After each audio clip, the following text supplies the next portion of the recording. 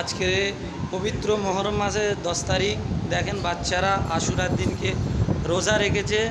এখন ইফতারের বন্দোবস্ত হয়েছে এবং দোয়ার জন্য সকলে ইফতার নিয়ে বসেছে। সাথে দেখতে পাচ্ছেন বাচ্চারা বসেছে, খুব সুন্দর একটা পরিবেশ এখানে কায়েম হয়েছে। আমাদের শিক্ষকও এসেছে, তিনি দোয়া করবে।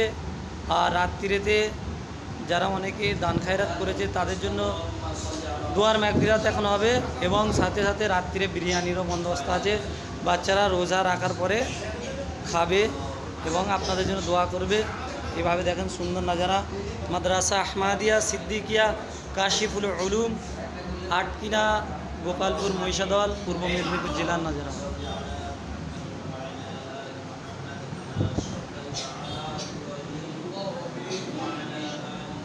এখন দোয়া চলছে।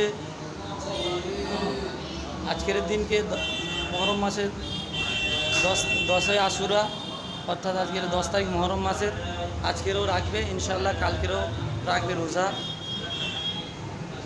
দেখতে পাচ্ছেন ইফতারের পর্ব চলছে, এখন ইফতার হবে,